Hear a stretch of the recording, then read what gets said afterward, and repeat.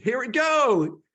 Welcome to LinkedIn Live with Jack Kelly and my special guest. This is going to be one of the best podcasts, LinkedIn Lives ever, because I've Ben Mena here.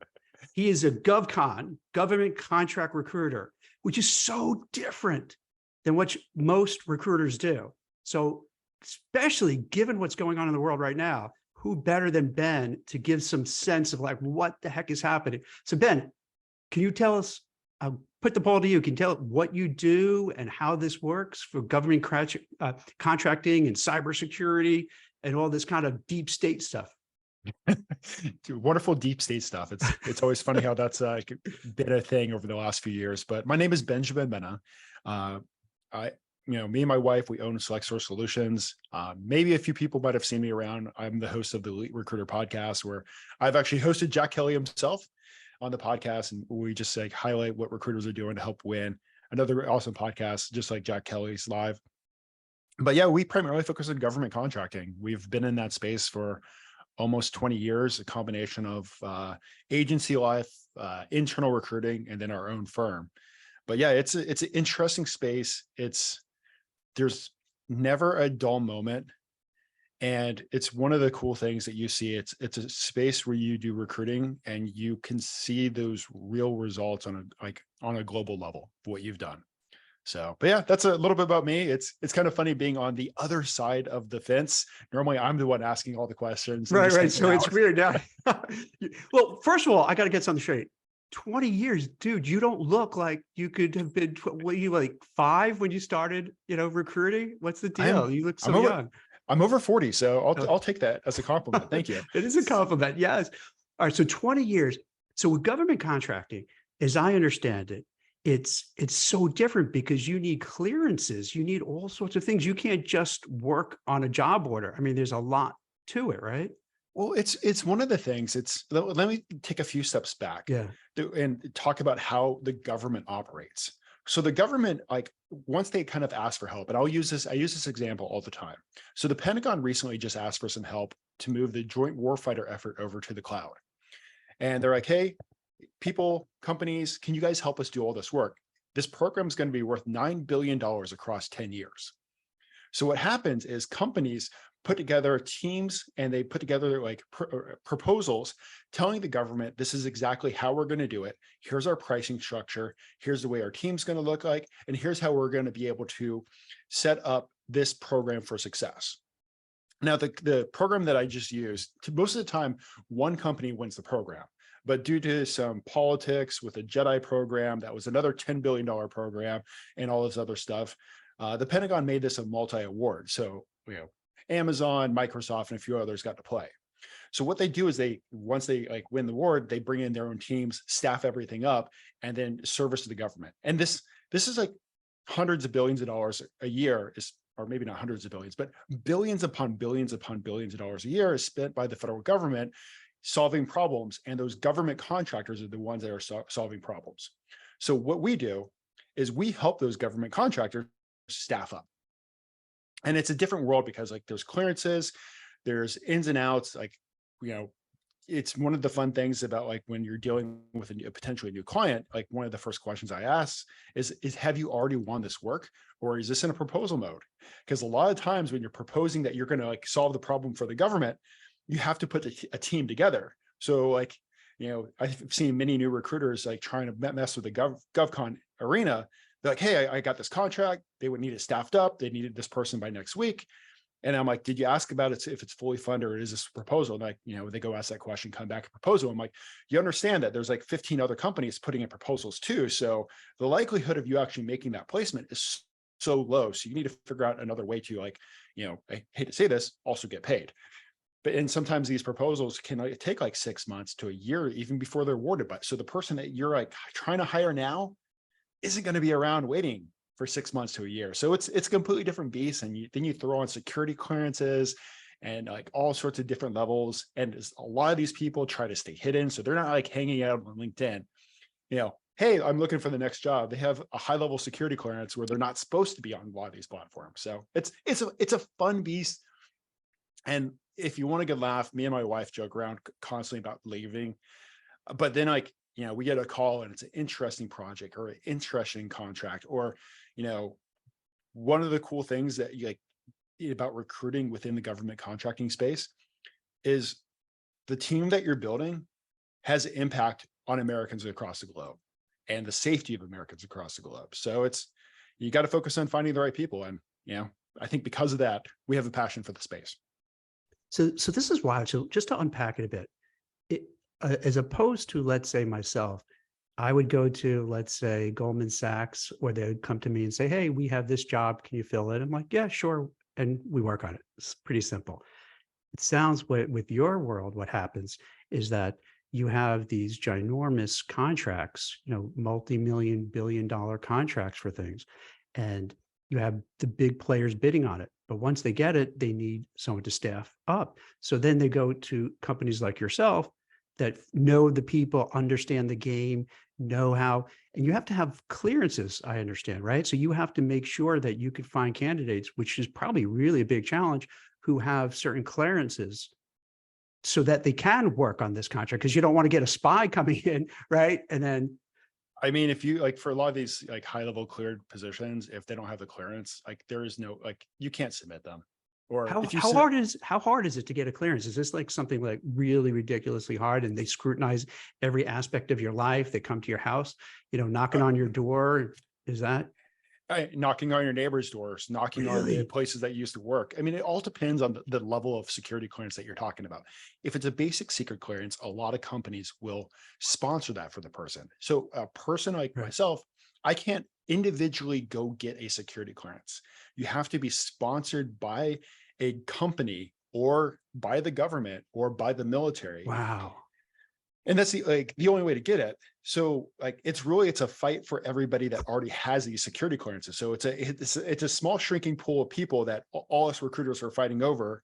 And of course the government's like, hey, we need more work, or we need more of this. And we're all looking around well, there's not enough people. All right. Smile and dial, send them postcards, hang out at a Chick-fil-A, whatever it takes to find the people. So in other words, for these government jobs, and just give some color on it. And if some things you're not allowed to say, I get it. I don't want to put you in a bad spot. But what type of jobs are there that they need this really, serious clearance to do? I mean, think about everything. Mhm. In a general basis, think about any organization.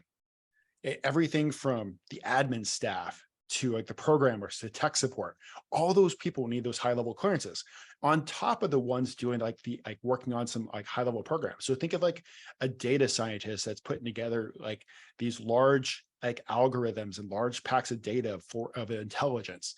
Think about the AI programmer that's now actually making the AI tools. And one of the big things right now is ChatGPT. The CIA is actually working on a program just like ChatGPT for all their intelligence. So it takes all those people that you would think about at any organization.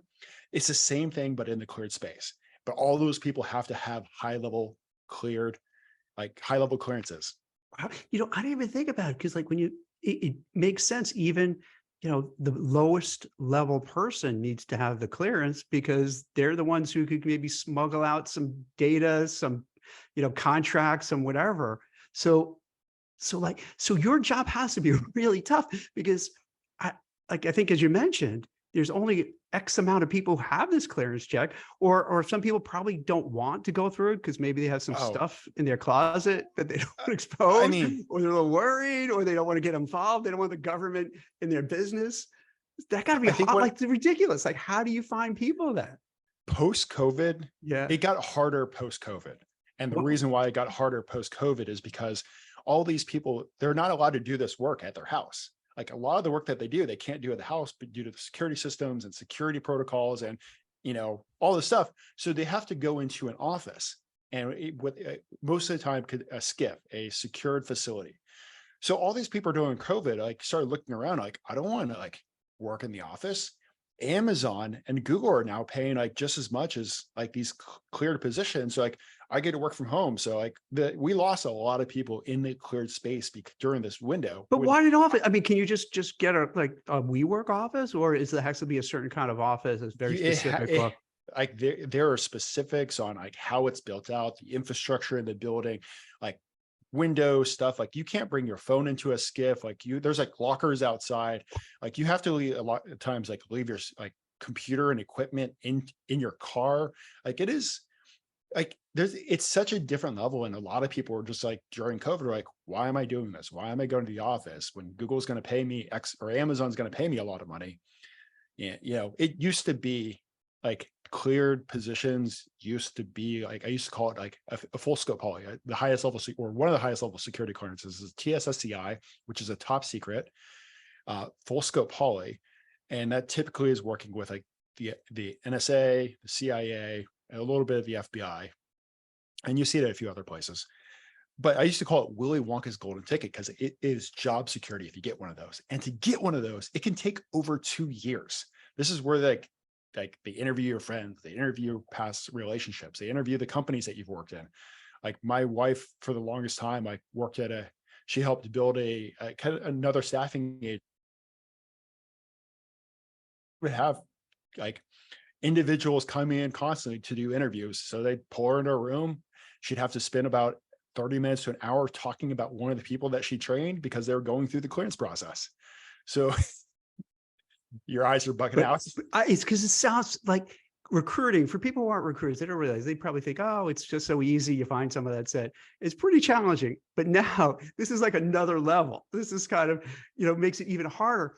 But once once you do have the clearance though, then like you said, that's the ticket, then you're okay. Or do they still check you afterwards every once in a while? They check you like every 5 years on average. Yeah. It depends on the security clearance. During COVID, they extended it just because investigators were, having some trouble like getting and finding everybody. But yeah, like every few years, you have to go through the reinvestigation. And if you want a good laugh, like one of my clearance investigations, I didn't like if mine was only a secret level. So it was like the last 7 years I had to like detail my entire life, but I didn't realize that they only wanted the last 7 years. So I still had the 7 years previous on there. Mm-hmm. And because I had all that like on my SF-86, they had to go investigate everything. And the investigator was just like, I wish you read the part saying it was like the last 7 years, because we have to now go chase everything. And so it was like, shortly after college or whatever, a trip to Germany, they had to like check into like all sorts of stuff. Yeah. So if you took a trip like in another country, they're going to like, why were you at Germany? Oh, and who did you if you go out of the country, you have to let your security person know so they can give you a briefing beforehand too. On the positive side, do you feel by doing this job that you're doing your part, to help out the country and to really, make a difference? I think that's one of the reasons why we keep on getting pulled in is just the passion for the space. Yeah. It's one of the things like in recruiting, like, let me take a step back. There are a few life decisions that a person makes: who they marry, where they live, where they go to school, and what they do. As recruiters, we have an impact on what they do on every single day of like somebody's life. Like we are dealing with life-changing jobs for people. And here's the thing: in the cleared space, in the GovCon space, like the intel analyst that you find or the data analyst, they could find something that's bad that is happening and get that flagged. But if like that position goes unfilled and that incident doesn't get flagged or found, like American lives can be lost. Wow. I mean, there's been plenty of times where I've been sitting in the recruiting chair externally and even like some external like support. I mean, internally and even external support. They're like, hey, if we don't get this job filled, it is a detriment to XYZ, and Americans have the possibility of dying. So it's you like hear that, you go to town, you go to work hard, and you put in the work, and hey, recruiting is one of those, the checks are nice, the pay's nice, but it could be a thankless job, but it's cool. Like, okay, cool. I helped that team, or that thing that happened over there. Yep. I helped build that organization, or like this like natural disaster that happened. Well, we were able to move in the American, XYZ disaster response was able to move in quicker because we built out the cloud team for that program. So it's cool seeing the behind the scenes benefits of the teams that you helped build? To a lesser degree, um, I would place people primarily compliance, legal, risk, and audit. But after 9/11, there's a huge need for anti-money laundering compliance professionals and sanctions. And I found these folks were so passionate, the same way I could sense on you the passion, because they realized, wow, look what happened with 9/11, and it could happen again. And we're the ones who are watching out to make sure that, you're not having, whatever bad actors sending money through the banks to do terrorist activities. And so they would really take a lot of pride in terms of what they do, because they felt, hey, I'm not going on the battlefield, but I'm doing something that's really helpful.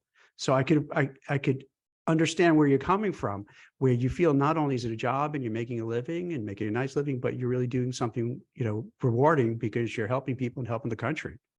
And yeah, absolutely, 100% on that. And it's also one of the things that, like, when I'm talking with recruiters, and I think this is because of the podcast and because, like, people reach out to me because of the podcast, like people actually, if you want a good laugh, this is like back when I started my recruiting career, it's something I learned when they told me that they wanted to fire me because I sucked at recruiting. I people understand the passion in your voice or on video about what you have about the position. Like, if you're just like, hey, I have this job and it's a Intel analyst, and yeah, it's going to pay 65K. Do you want this? What are people going to say? No. But what if I have this opportunity and it's working and supporting this group over here, and this group over here is on the forefront of capturing intel to save Americans' lives. I can go into the opportunity. If you hear the passion that you have, it's going to be a much different answer than I have a job open.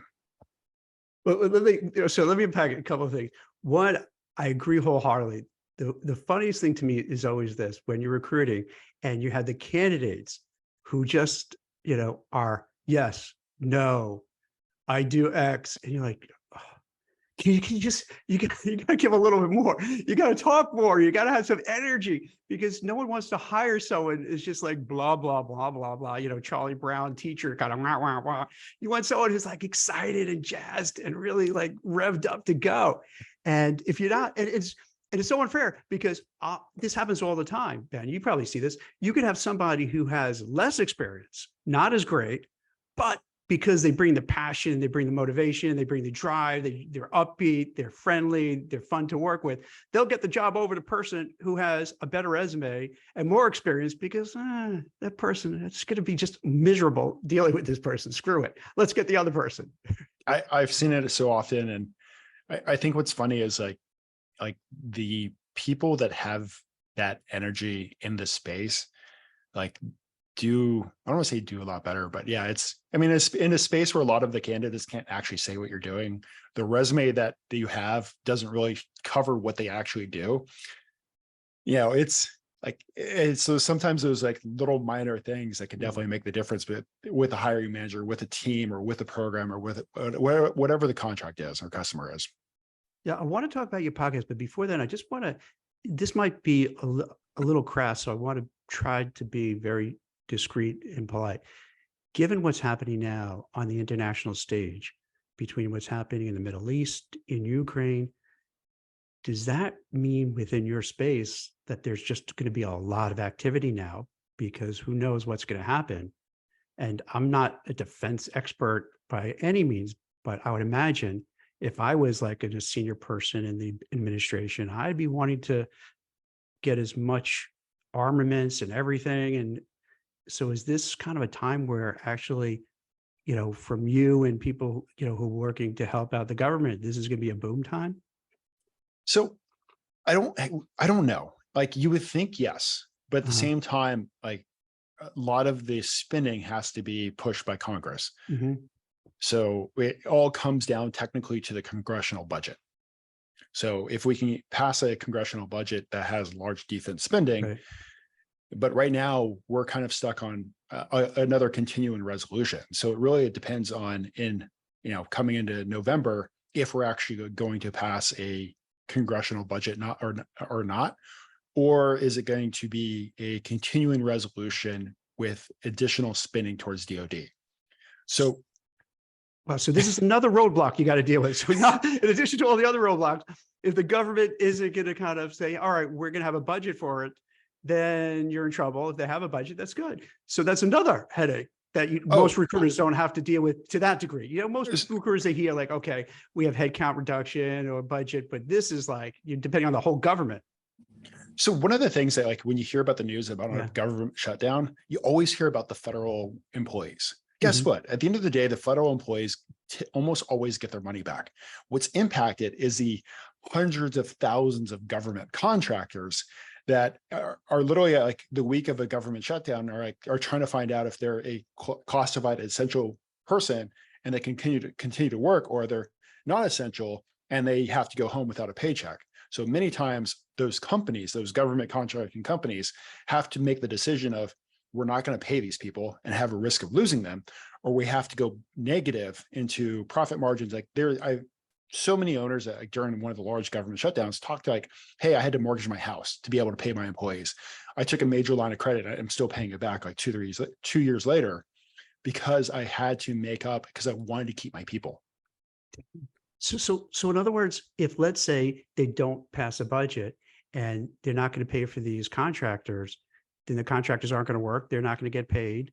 And then you're not going to get paid, I imagine, because you're not getting these, they're not working. So it's just, I mean, it's part of that space. And I got another caveat about the space too, but it's one of the things, like a lot of like the conversations that we've been having prior to this last almost government shutdown, companies are afraid to hire because they also are like, we don't know which way the Congress is going to go and how it's going to affect our payroll, how it's going to affect the margins. So it's a conversation that, like, luckily the first shutdown was horrible. So was the second one that I went through, but you kind of now, once you have your own business, it's part of the space that you have to prepare for your own company, unfortunately.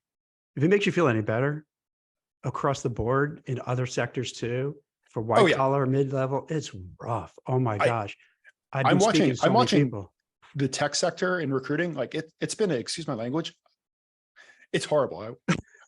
Like it is horrible. So, but we've done a good job preparing because we've expected this. And so we're like, let's see what the government does. But once the government actually does come together, guess what? The government machine has to keep on moving.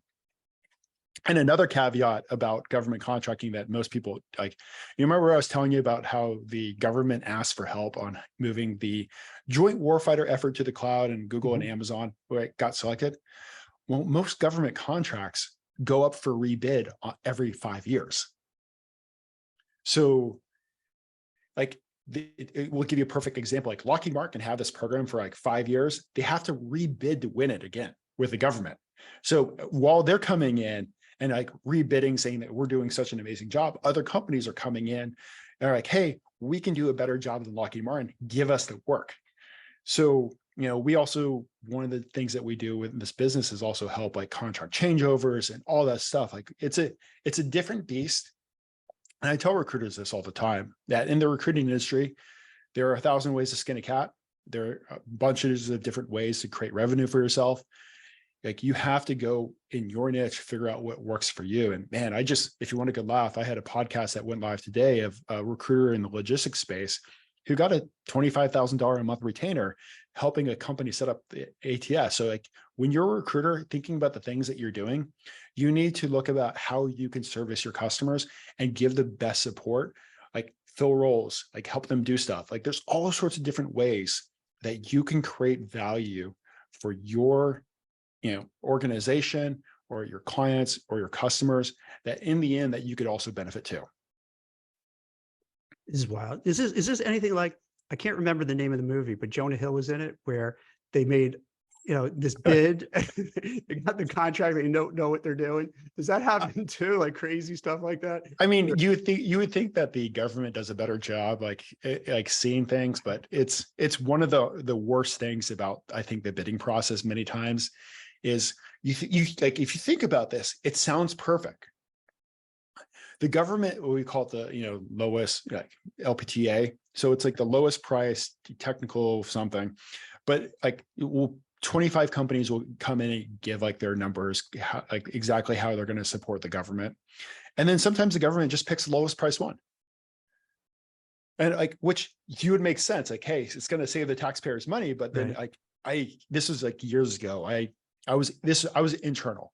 I was an internal recruiter at a company. They were celebrating. The business development team just won a huge contract supporting the Maryland customer that starts with an N and ends in an A and has a middle letter of S. And they were like, we won this work, celebrations, big dinner, like company-wide thing. And then they came to me because I was like the focus on like that high-level clearance recruiting. And they're like, we need you to find a Java developer for the new contract that we won. And they need to have at least 6 years of experience, TSSCI, full scope poly at 75K. And I was like, I literally just like responded back to the manager. I was like, go fire your business development person. I got in trouble for that, which I didn't care, but I'm like, you bid the program so low, you bid it to win it. You didn't bid it to fill it. And that's one of the challenges that like we also work with like other government contractors is like talking about like, hey, what is the market look like to fill it versus what does the market look like for you to win the work? So it's a juggling thing. And I've seen the government just come in, like we gave it to the lowest thing and the lowest company, and the company's turning around and like, we need some TSSCI help desk people that need to be in the office in the DC Metro for $32,000 a year. And we just look at them and they're like, we can't support you. You bid it to win it, but you didn't bid it to fill it. Like, this is your problem. And so they can't change it. They can't kind of go back and say, hey, we made a mistake. We underbid it. Sometimes you can, but other times like the government's like, well, this is what you said you could do. So now we're waiting on you. And the thing is, if you also can't fill a lot of government programs, it also hurts your ability to keep on bidding on other government exactly. programs. So then next time you bid, they're going to be, oh, these guys bid too low and they didn't get it done. So yeah, we're not going to even deal with them. So yeah. And if it's horrible, the government will even like pull a contract. I've seen that happen multiple times, where if you can't get it, like get the program staffed up, like the government will come and strip away the program and put it up for like, the proposal process again. And, we've gotten calls from like, potential clients. They're like, hey, we really need some help. And once we start like digging in and like during our discovery calls, like finding out that it's a code red emergency, that they're going to lose this work if they don't fill it. And like once we start looking at the numbers, we're like, well, this is why you can't fill it, because based on blah, blah, blah, blah, blah, blah, blah. So yeah, it's a really interesting space. It's never a dull moment. And I don't want to say it's got a high barrier to entry for recruiters, but it's definitely you have to learn the nuances, and you have to also have a passion for the space too. Absolutely, 100%, especially given all the challenges, all the difficulties, all the things you have to overcome. You have to like it. You have to love it. Otherwise, it's just too much. It's just too many hurdles you have to jump over to make this work. You mentioned that these workers, they can't be on a public platform like LinkedIn. So how do you find these government contractors? And then we had a great question from Susan who asked, how do these workers legally share their security clearance in their resume? Can they put it on LinkedIn? Could you elaborate on that? A lot of times, like they don't want you to have like a LinkedIn profile or want you to have a lot of social media, or it's very cleaned up. A lot of people will put their security clearance level on their resume, or actually at least on their LinkedIn profile, just because they know recruiters are looking at it. And they especially make those updates when they're about ready to make a job change or a contract is coming up for rebid.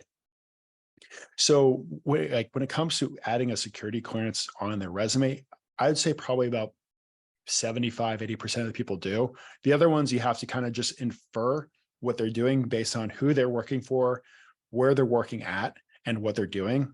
So, you see like Lockheed Martin working in this location in Maryland, you can tell it's very cleaned up, because every resume actually has, like, a high level cleared person has to have their resume approved by a security person too before it goes public.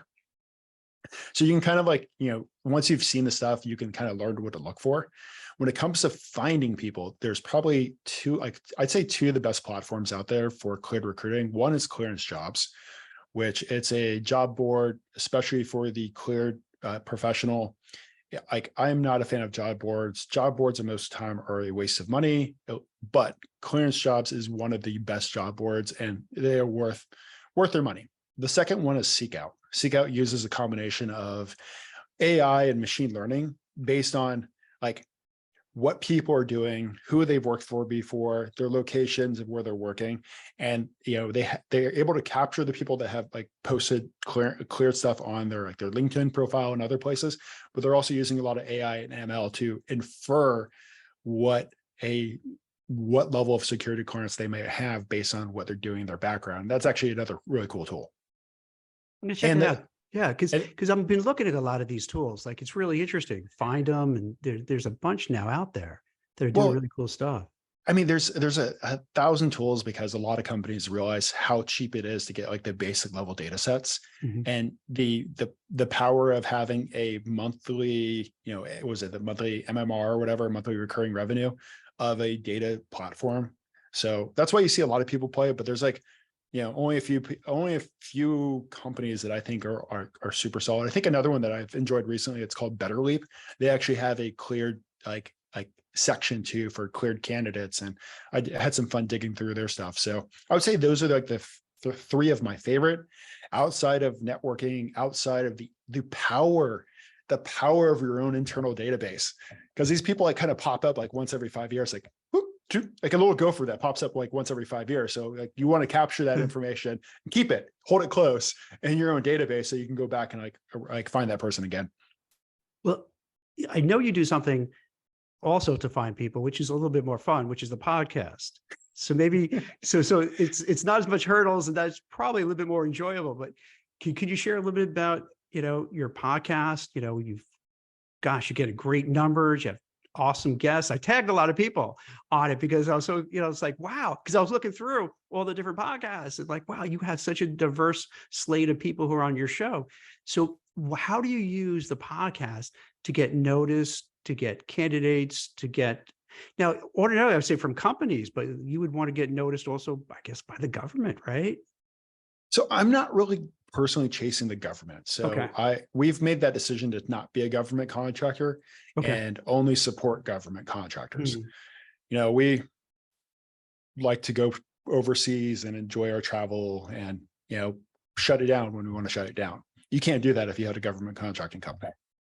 So podcasting isn't for everybody, but there is so much power in creating a podcast. And one of the nice things about a podcast is, one, if you make an industry podcast, like perfect examples are Scott Love, and does an amazing industry podcast focused on lawyers. You can make that as a super business development tool. And if you're looking at doing another podcast, I don't have a podcast on GovCon, but a lot of the people on LinkedIn that make hiring decisions see me all the time posting about recruiting stuff, whether it's GovCon or podcast related, because I'm having these guests on here, because they're talking about like what they're doing and sharing their success.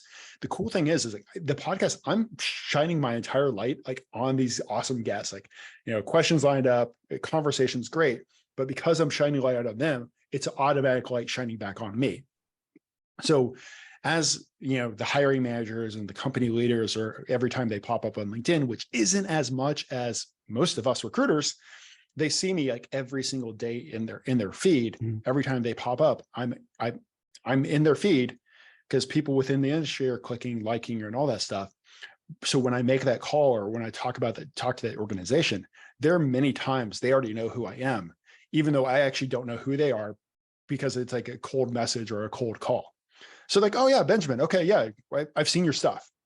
Like I've had calls that like of people that are not in recruiting, like, hey, I saw your podcast. Love to chat with you about stuff.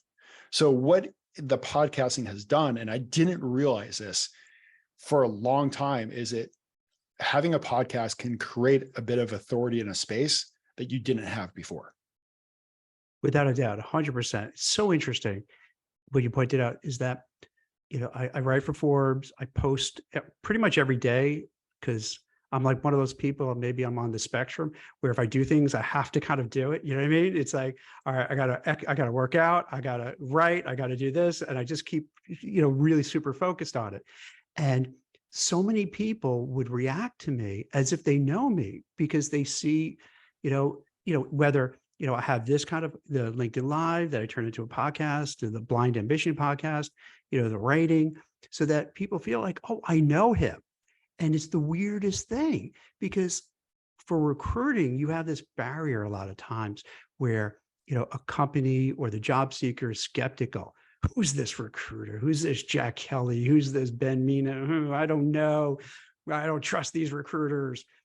But if they see you often enough, it's the weirdest thing. They feel they know you, they're comfortable with you. And then it just makes the business relationship so much easier and better. Right? It's wild. It's like a superpower. And let me just kind of break down a few things. Like I highly recommend like starting a industry focused podcast on whatever your industry is. And here's the thing. Like, Jack, how many sales emails did you get from people trying to sell you something this week so far? I don't get that many. I don't know. You're lucky. You're lucky. So well, how many is a lot? I get these weird ones, but they go into, but you know what happens? They go into, let's say on LinkedIn, it just goes into that other box. So a lot of times I don't even see it at all. But like even your email, like email a lot. Yeah. Email a lot. Do you like, I'm sure you try to respond to a lot of them, but do you respond to, you don't? No, because I can't. It's just so much. I just can't. So picture this. Like if you got an email request to be on a podcast talking like, a podcast focused on financial services, what would your response be? Oh yeah, that I'll respond to for sure. Because I get that with PR pitches. So what happens, in my world for the writing part, right, is that you'll have these PR people who always keep an eye out. Hey, does this, person, do I have a story and is Jack in this lane to talk about it? And they'll hit us up. Oftentimes they're not on target, which is fine. I'll keep that relationship because maybe in the future they'll have something. So certain things I definitely keep my eyes open and I'll respond for sure. If they'll come and they have an interesting guest, an interesting topic to write about it, I'm like, sure, I'm in. But think about that. If you're a recruiter and you're trying to like, be a little different and like connect with the hiring manager, what if you send a invite to be on a podcast compared to the, hey, my 15th follow-up, hey, do you need some help? Or here's my NPC. Right. And so you host a person on the podcast, you now have a relationship built with them. So like anytime that you're moving forward, like communication wise or reaching out to them about potential like positions that need help being filled, you already have a relationship with somebody at that company. And another cool thing is like you can use technology, like you post the podcast online, like YouTube and all these places. So you're actually highlighting, we'll say Jack Kelly, if you're a specialist at Goldman Sachs, you're now highlighting this awesome person at Goldman Sachs. But guess who's also going to see that? Every single person in his circle. And the cool thing about a podcast is one podcast can easily turn into anywhere from 10 to 30 days of content, like one interview. So you can use technology like ChatGPT or some backend things to kind of like strip your podcast, take some notes from it, break it down into key insights that could be shared on a LinkedIn carousel or a LinkedIn story. There's a program called Opus Pro. So one of the cool things, like once this podcast is up, you can literally just drop the YouTube link into Opus Pro. It'll go create like 20 like social media cuts using AI. Like 10 of them will probably suck, but 10 of them are probably going to be like, or I'd say about 5 are going to be awesome and 5 are going to be pretty decent. And so you can share those on social media. So you're spending all this time, like, you've created content to highlight somebody else. And now you've like, because you're highlighting him, like you're now magically over, a few episodes an authority of the space that other people will like look up to. And I did that in the Web3 for a bit. And I think it was by like the 5th podcast that I had for my decentralized podcast, I had hiring managers reaching out to me like, hey, I need some help. And it's all because you became an authority in the space by 1, highlighting somebody else, and by 2, creating content. And content is or authentic content is really what sets people apart right now. And authentic content like an interview or a podcast or a video or something of that nature is a lot different because a lot of people are realizing a lot of the stuff that's posted using words is also generated by AI and ChatGPT. So it's a great way to kind of like separate yourself from the pack, be a little different, and also have some fun interviewing people. Do you think for people, we're talking about recruiting, but do you think this transcends to just any kind of job that someone has? Let's say you're a manager of whatever XYZ widget company, to have a podcast about your niche, and the same thing, right? The same premise. Instead of just getting candidates to recruit for, maybe to get more business, to burnish your reputation, to show that you're a player in the space. Maybe people never even heard of your company because you're like the third, fourth one down. So you need to kind of get noticed more. It definitely helps with like getting noticed. It definitely helps with setting yourself apart from the crowd. And it's creating a podcast, like from when you're starting off, like thinking about creating a podcast, it is actually, you think about it, so much work all these people are doing. And that's why a lot of times having a podcast can really help you create enough content to set you apart, because the barrier to entry to create a podcast is actually so low. Mm-hmm. It's super easy, but the barrier to thinking that to creating a podcast is high. So, it's like, you can probably have a successful podcast with 2 to 3 hours a week, 1 hour for the interview, 1 hour for some editing, and then publish.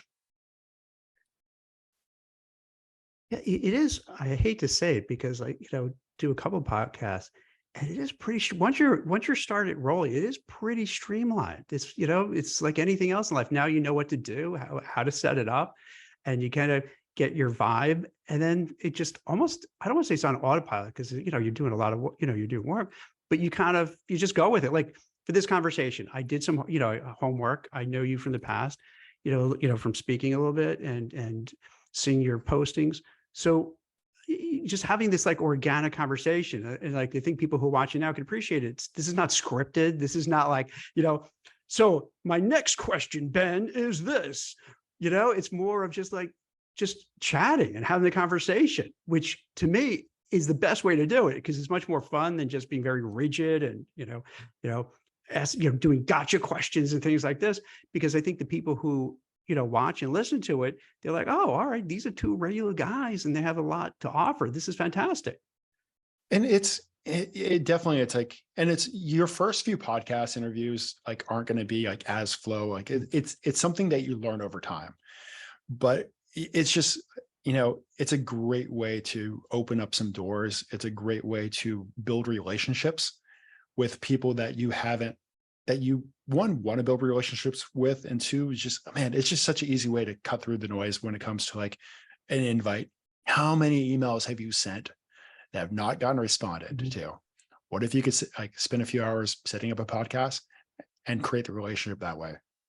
And real quick, if you want a good laugh, one of my biggest barriers to like doing podcasts was editing the audio. Like there was all these programs out there that were just like super intense. Like I God bless the people that could pick it up and figure it out. I couldn't. I found a program called Descript, where it actually like transcribes your audio podcast or your video podcast, actually both, like a Word document, and you edit it like a Word document. So like you highlight the and you hit delete, just like a Word document. It takes it out of your podcast. Mm-hmm. So there's a lot of like technology now that's around that's like can supercharge, like AI technology that can supercharge what you're doing, compared to when I started back in 2020, where I was just trying to figure this out and ended up using Fiverr, or like it was a lot of work because I was so trying to learn all these tech tools. But now the tech tools are so smart that it does a lot of the work for you. What do you think about this too, Ben? I find out personally when I have like this type of conversation or other podcasts, I learn so much. It's incredible because when you're speaking to people, it's like, let's say like tennis, you want to play with somebody who's better than you because you want to up your game.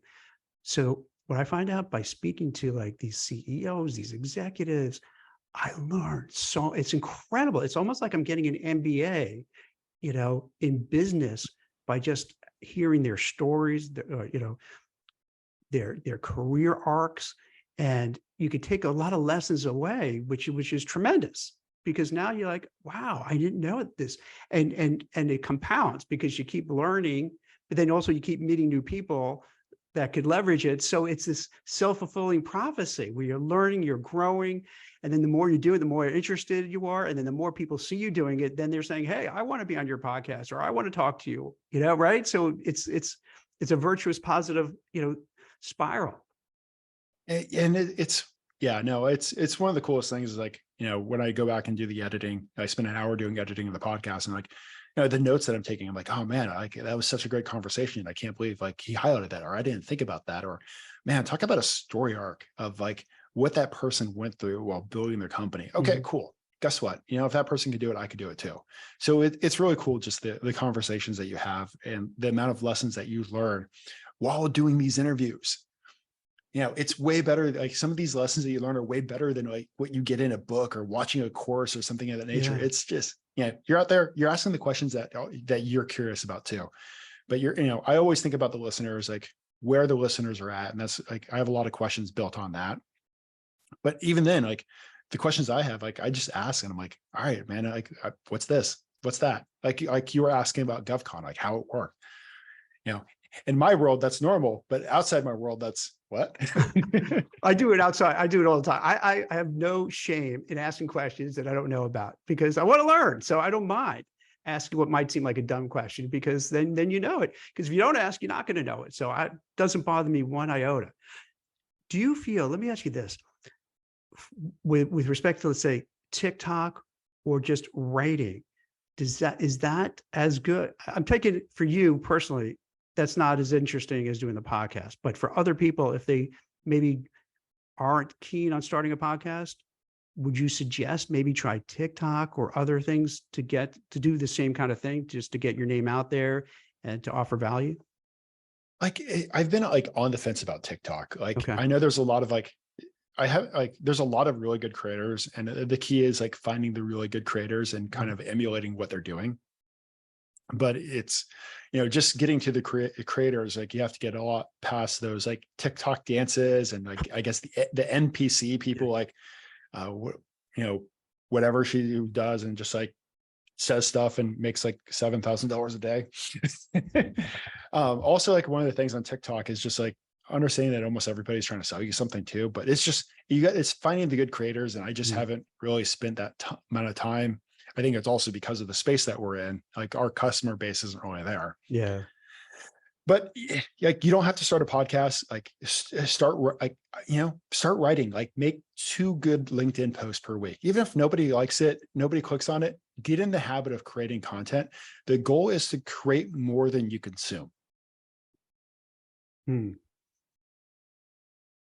then do you think, when I look at a lot of, let's say on LinkedIn, when you have a lot of content, to me, oftentimes it seems they feel I need to do content. So they do it, but there's like not a lot to it. Do you notice that? Do you know what I'm talking about? It's almost like they feel they're supposed to do it. So they do it, but their heart isn't into it and they haven't really done the homework. And it's just almost, I don't want to say it's cringe, but it's just almost, you know what? Don't bother with that then. If you're not ready, you're not sure what to do. Maybe just work harder. I don't know. What do you think? I mean, it's really just, you got to find like what your avenue of success is. And you got to find the things that help set you apart, like apart from the crowd. And whether it's making a TikTok video or whether it's like LinkedIn posting, like I suck with writing. Like I suck. Like writing is not my strong suit. So, that's why I've kind of leaned a little towards like, interviews. And if you want a good laugh, like I didn't start really like uploading the interviews to YouTube until like maybe episode like 80.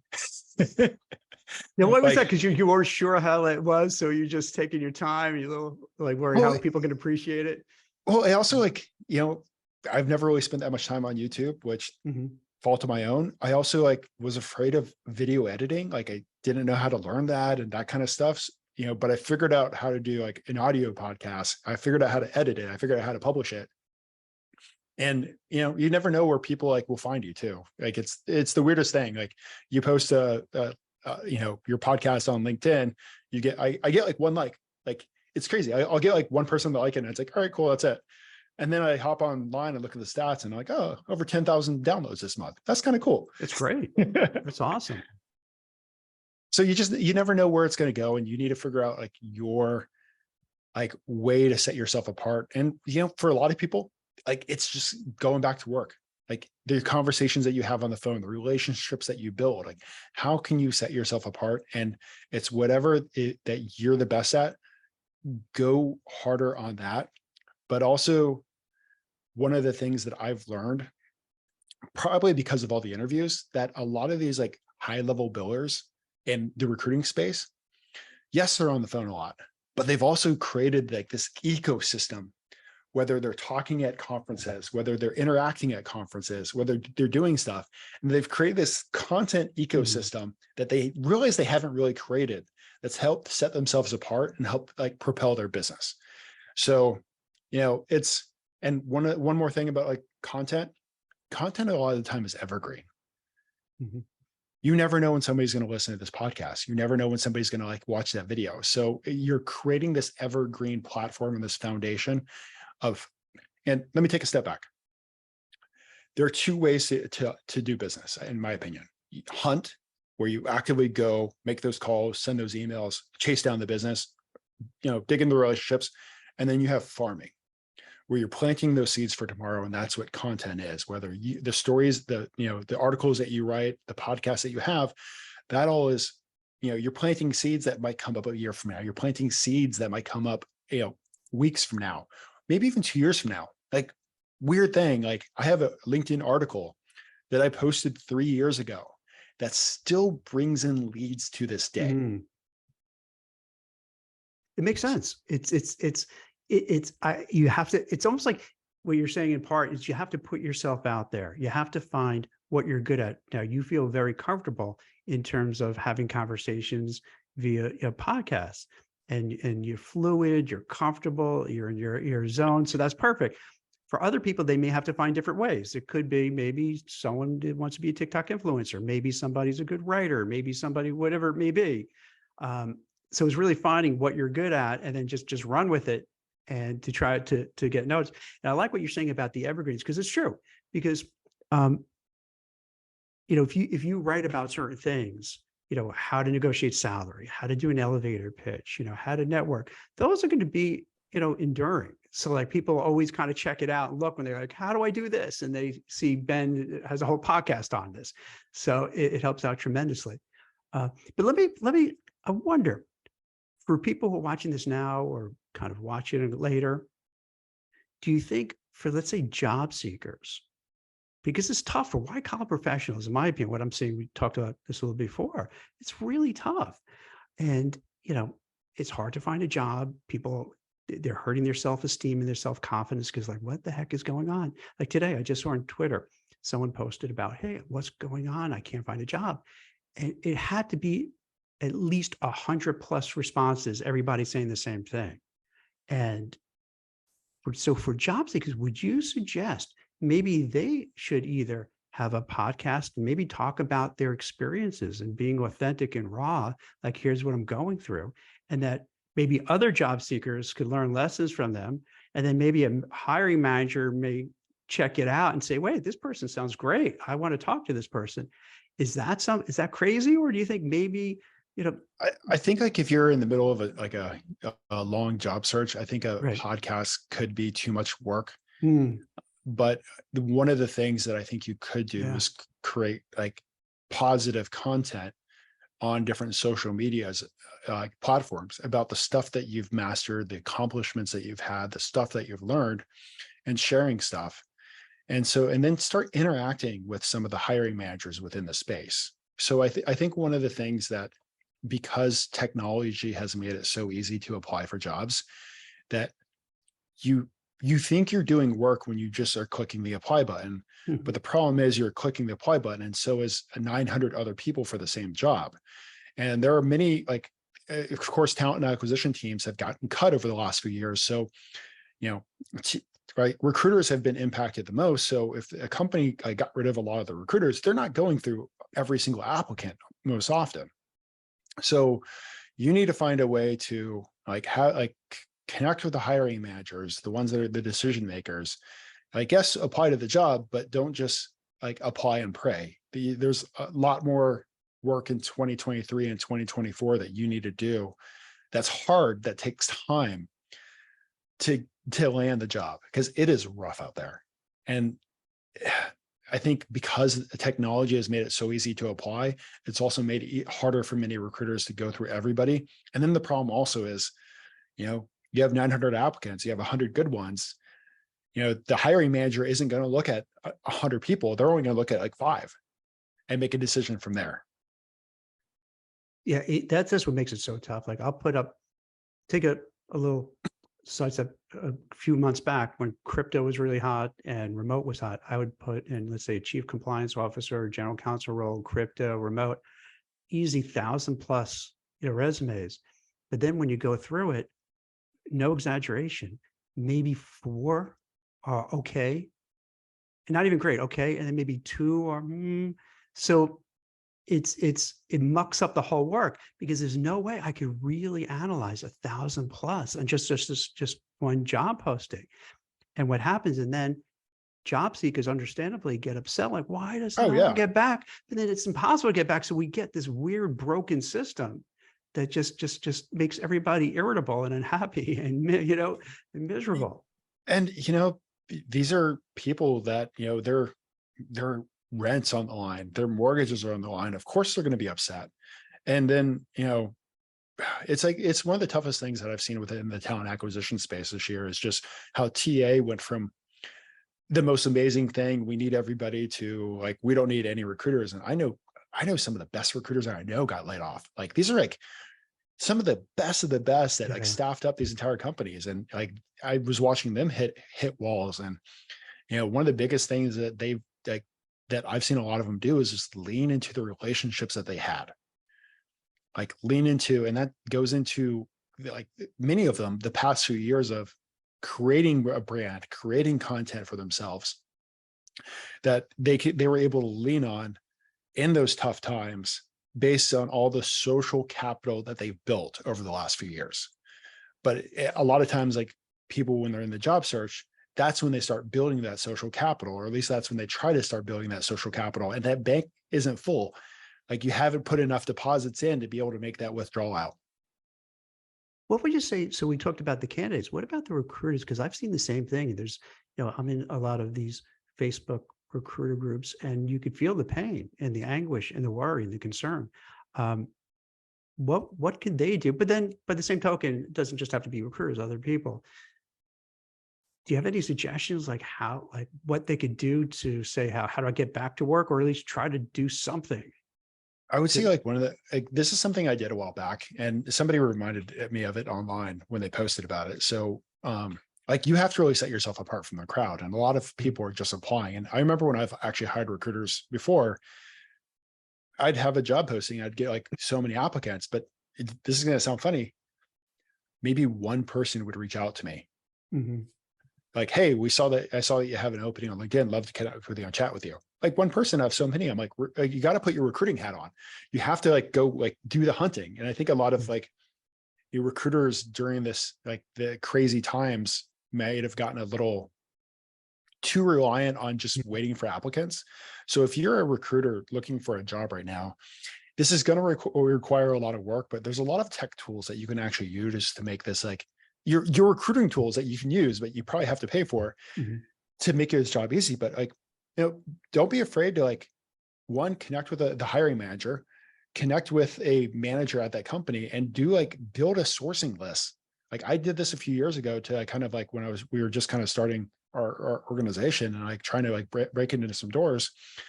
I actually found some openings they had, built out a source list of people and why I thought they'd be great for that opening, and sent that to the person that I thought was going to be the hiring manager for that position, and then CC the recruiting director. And this is like, when we're like every recruiter on there, like that's watching this is going to say that's the stupidest thing, especially when you have your own firm. But like, this is like when we're just getting started trying to get new business and try to get $1 in, why can't a internal recruiter do that too? Like build out a list of like, find a few positions, build out a LinkedIn list or Excel spreadsheet of 10 candidates for each position and why you think they'd be a great fit. And potentially also with their contact information, like show that you're a recruiter and show that you can fill jobs. Because here's the thing, companies only want one thing from you: results. At the end of the day, companies just want results. And if you could produce results up front, awesome. If they've already filled that position, respond back like, hey, feel free to take this list, give it to your internal recruiter, give it to the hiring manager. Do you have any other recruiting director friends that have an opening? I can go do this for them too. Like, you have to set yourself apart. And I think one of the challenges right now, there's so many job influencers and like TikTok influencers that say, don't do free work. But at the end of the day, like, maybe that free work can be the difference between you getting hired or you like another 3 months of you not having a job.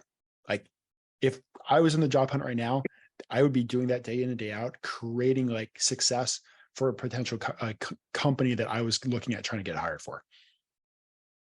It makes a lot of sense. And really what I'm hearing too is like, people need to advocate for themselves.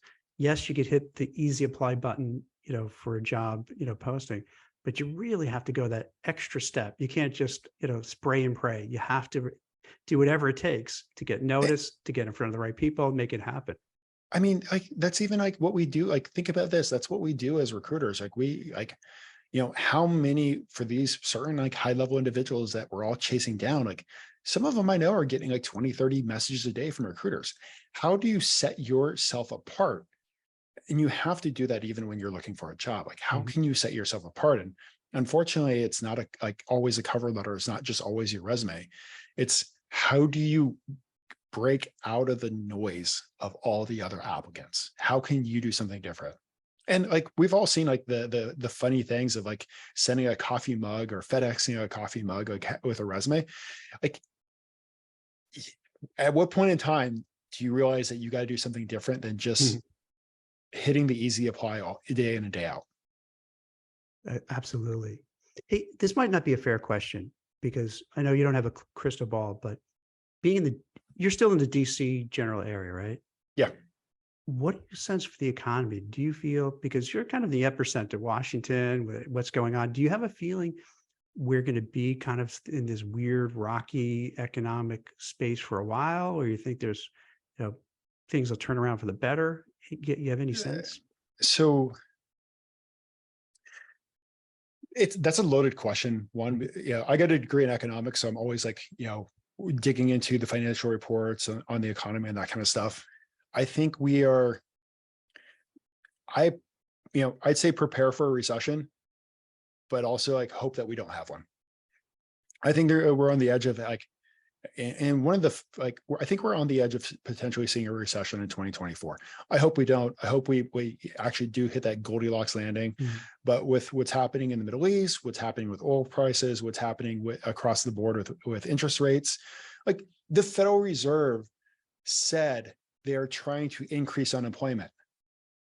Like, that's crazy, right? Like how this works. It's just so bizarre. It's crazy on a macro scale. They need people to get fired to fix the economy. Like this is what you guys created. You're getting me on an economic tangent. You don't even get me started on that. How it's like, oh, there's no inflation. Oh, no, it's transitory inflation. Oh, lots of inflation. So you missed that. But now you're going to make, like regular people lose their jobs because you screwed up and you just put trillions of dollars into the economy, and causing inflation. So it's I personally think we're going to see a pullback on the economic spending of the American consumer. A few different things. One, it's interest rates. Two, the start of student loan payments.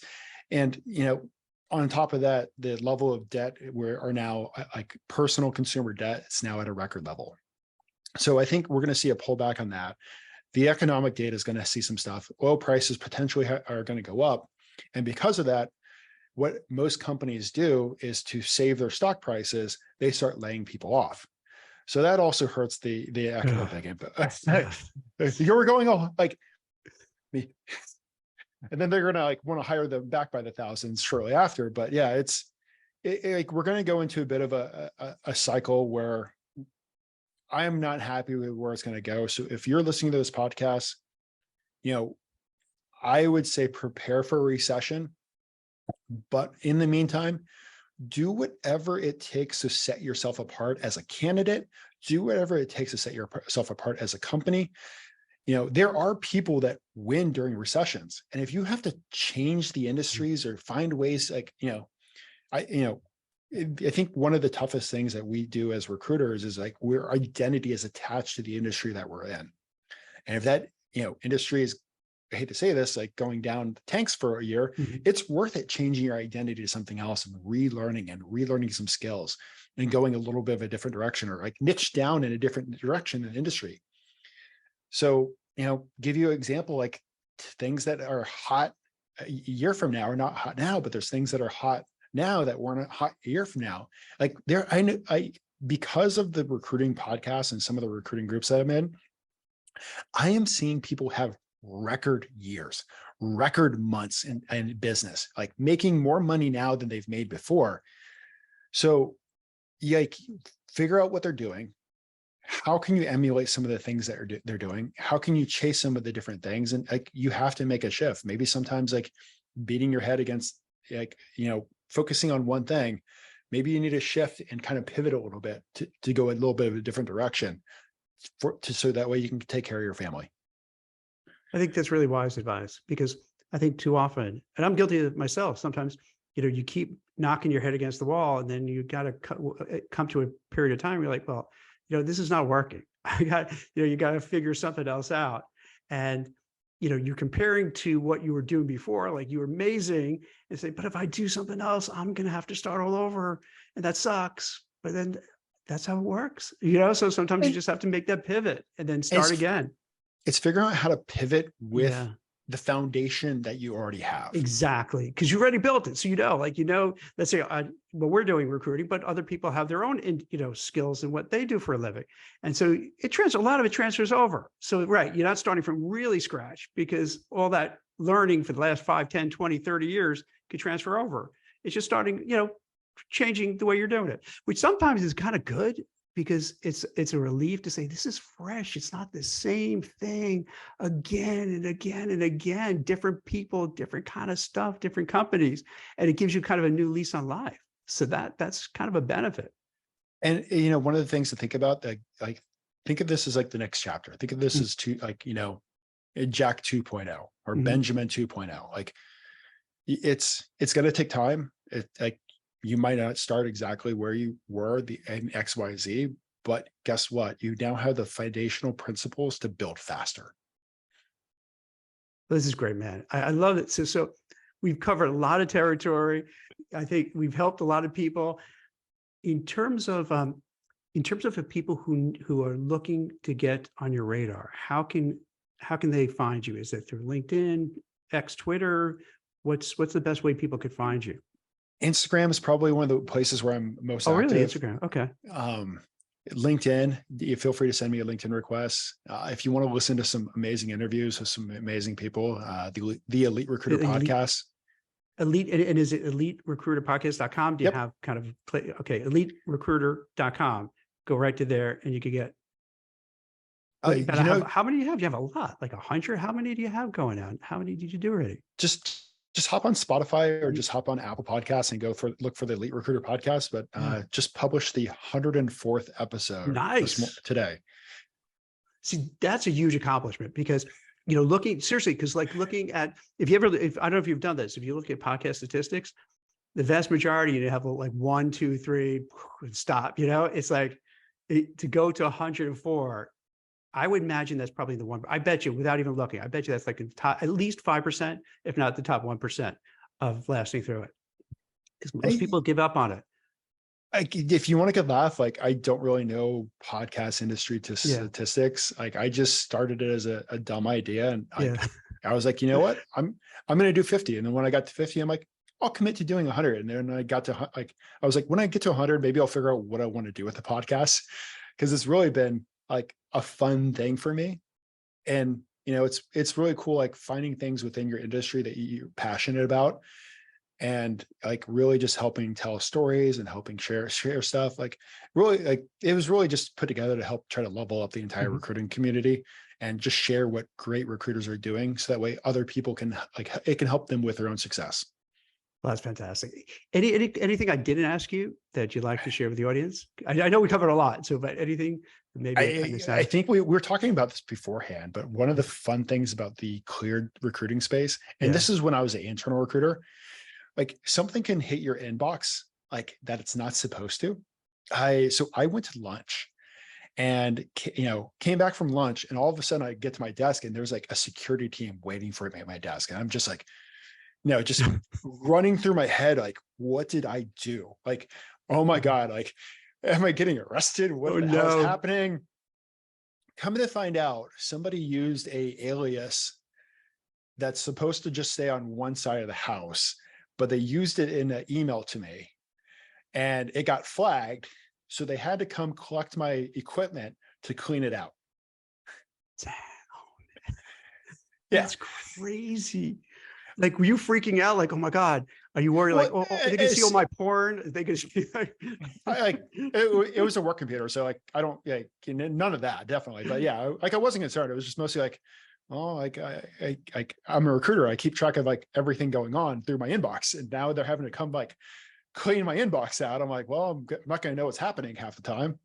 And I think the other fun thing about the cleared space is like, when you're getting a job description from Goldman Sachs, you get a lot of information, right? mm-hmm. Absolutely. Like they give you a lot of stuff. Like I've had to fill jobs where they can't tell me the location of the job. Yeah. They can't tell me what they do. I get maybe like a line of like, and then maybe they'll point me to a resume, but they're like, we need you to go find somebody. You're like, oh, sure, that's easy. All right. So I don't know where it's going to be. I don't know if it's remote. I don't know if it's hybrid. I don't know, exactly what you're going to do. Or the conversation I've had with those is like, it was funny. It's like you talk to the candidates and you tell them like what government customer it's supporting and what area you think it might be. And they're like, oh yeah, I know that team. Okay, cool. So they can kind of infer like, what it is. They're able to infer based on the information that I have. And like then they'll go on the classified side and have the full interview and they'll get done. Like, oh yeah, this is an amazing opportunity. I'm excited. This is like the mission I've been looking for. And I'm like, I have no clue anything about it. Cool. Awesome. Mission accomplished. But I guess because it's a relatively smaller pool of people than, let's say, the tech sector. So they get it. So I guess they know it. If they're in that space, they know this is the drill. This is what happens. Benjamin's not withholding stuff from me. It's just, he can't really say it. I get it. So I'll take a leap of faith and trust him. And that's what goes back to your podcast, because then they hear you, they see you, they trust you, say, okay, I know you're not telling me what the job is, where it is, what government agency, but I see your podcast all the time. You're not going to mess with me. You're not going to do something dumb, because I'm going to just go on social media and say, Benjamin lied to me. He's a terrible person. I mean, that's the downside too, because that's the risk. So that people, like, you have to do a good job because you don't want to get that blowback. So, I mean, one of the things in the space, like I can easily like say like, hey, the actual position's classified. And because I don't have the security clearance that you do, like I'm not able to know all the details that you do. And they're like, okay, cool. So I can't envision. It's so the opposite. It's like, okay, tell me about this, Jack. Tell me about that. What about this? What about this? What about this? What about this? They keep going on. So maybe they should go, okay, I could just say, no, I can't tell you. Just trust me. Go on the interview. And there are many times where I don't have all those details. What I typically do is I'll go back and I'll actually dig up the RFP from the government and figure out what the government's talking about, what they need. And I'm able to like talk about the mission based on that non-classified RFP. So like I have information I can look at. I have information I can dig up on, all that stuff. But when it comes down to like, what that job might actually be doing, like, I don't know. I'm not allowed to know. You probably know. The way that makes your life easier. You don't have to sell it, because they're just going to go and find out themselves. So, makes your life a little easier. Oh. And then, they get placed, then they have to wait for the clearance to cross over. And like, it's a fun space. And definitely, I highly recommend it if you're in the DC Metro and looking for a challenge, GovCon. Excellent. Well, thank you. Benjamin, this is awesome. I love all your advice. I love, giving your story, because it's so unique and so different than, what, just put aside recruiters, but just like any sector, of the industry. It's just so wild to get, like an understanding what's kind of sort of going on behind the curtain. So this is really cool. So I appreciate you taking the time and sharing this with us. So thanks a lot. Oh, thank you, Thanks, Jack. Pedro. And, for the listeners, hope you have an amazing day. Thanks. Take care, everyone. Bye-bye.